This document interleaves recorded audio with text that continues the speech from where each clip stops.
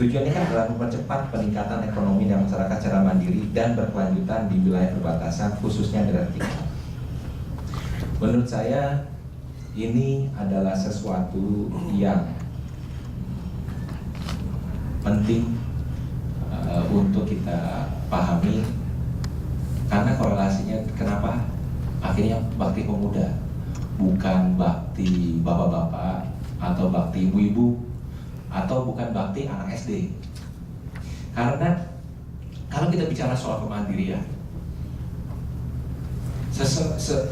seorang pemuda, kalau kita bertanya, sebagian ada yang tujuannya adalah mau mulai meniti kemandirian, hidup yang mandiri.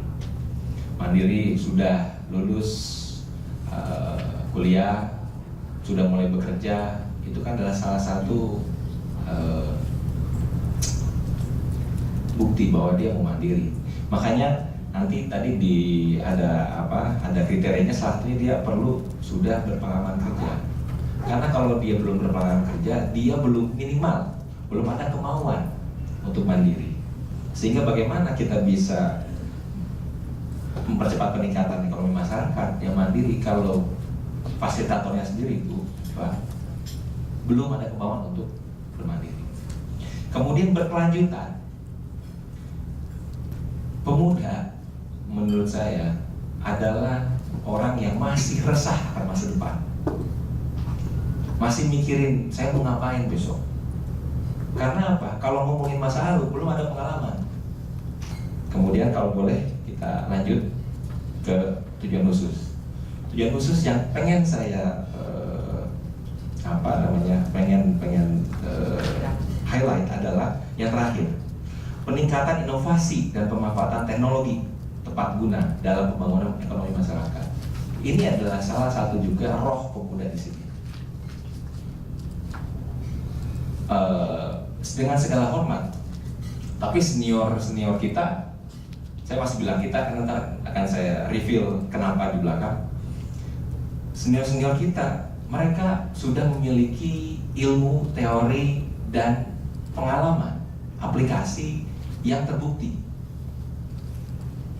Ketika senior kita di tahun 90, tahun 80, ya kan, memiliki pengalaman pembangunan perbatasan ketika itu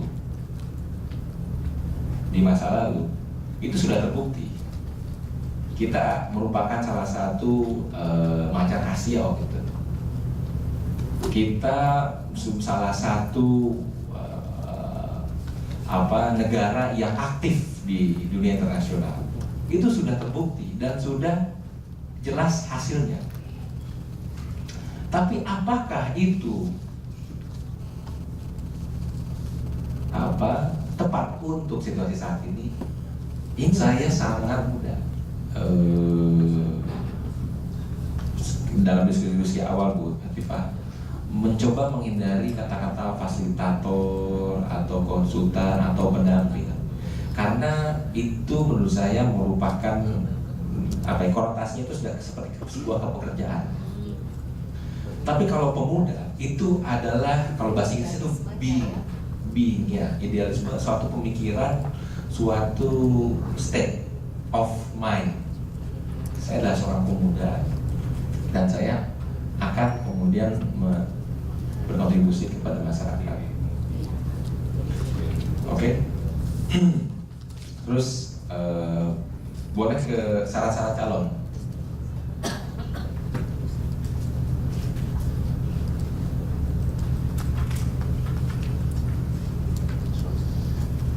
Oke.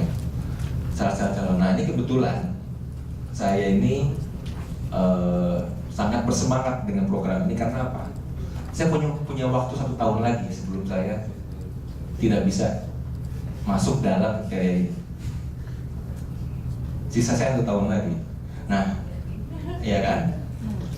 Sehingga saya berpikir, kira-kira apa sih yang bikin saya mau daftar ke sini? Nah, ini adalah challenge-nya juga. Kalau kita tadi berkata bahwa bakti pemuda sebagai perpanjangan tangan, ya Bu, KPDT, maka kalau KPDT sendiri kan sebuah institusi yang kita pemerintah mau tidak mau harus mengikuti, dia merupakan lembaga birokrasi. Birokrasi dibuat agar semua pihak bisa bekerja sama, ya kan? Bayangkan dari Indonesia, dari Sabang sampai Merauke, berapa banyak pikiran, berapa banyak ide, berapa banyak kepentingan. Di dapil Ibu sendiri kan dua etnis saja bisa berbeda pendapat kan gitu. Sehingga itu adalah sesuatu yang pemuda suka. Saya terutama waktu masih belum kenal dengan dengan sistem birokrasi itu, merasa kerjanya tuh kok kayaknya dia di tempat. Tapi memang seperti itulah di mana-mana birokrasi itu.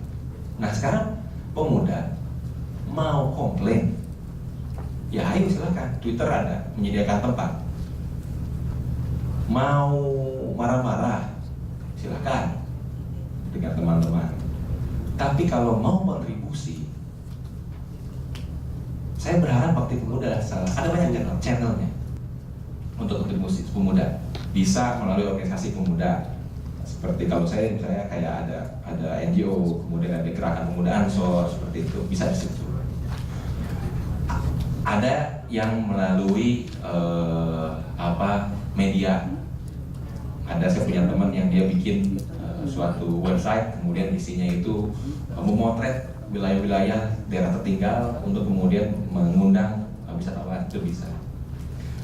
Ini adalah tempat untuk mereka yang masih mau dan percaya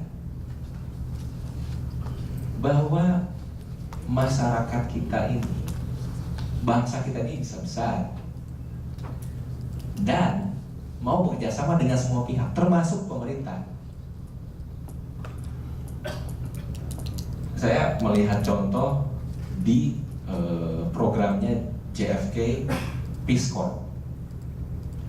John F. Kennedy membuat Peace Corps yang mengirim anak-anak muda Amerika ke Guatemala, ke Panama, dengan tujuan apa? JFK waktu itu masih muda juga, 40 berapa gitu, ketika dia menunjukkan ini. Dan dia merasa bahwa banyak anak muda yang nafsu kontribusinya, nafsu membantu, nafsu membangunnya tidak terchannelkan. Nah, saya berharap Bakti Pemuda bisa menjadi salah satu channel itu. Gitu. Nah, dalam konteks KPDT, Bakti Pemuda tidak berdiri sendiri. Kita punya banyak program dan kegiatan.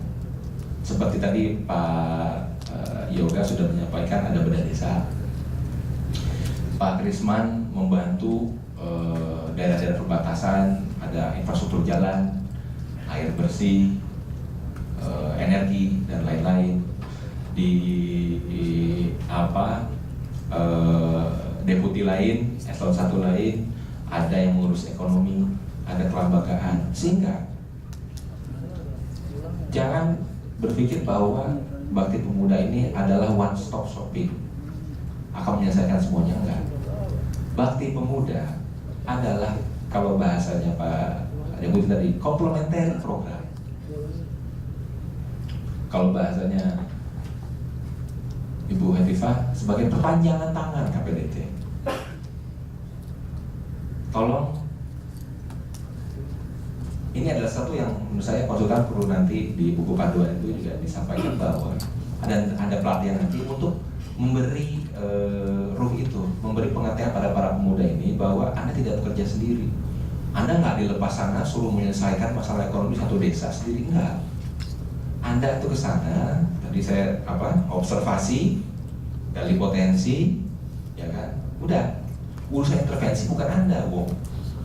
Baru umur masih muda kok, pengalaman belum banyak, network juga mungkin belum terlalu besar. Intervensinya panggil orang, cari support. Apakah melalui KPDT atau saya rasa Ibu Hetiva sangat terbuka apabila Bupati Muda tahun depan datang ke Ibu, Bu, ternyata masalah daerah ini begini-begini. Jadi biarin kemudian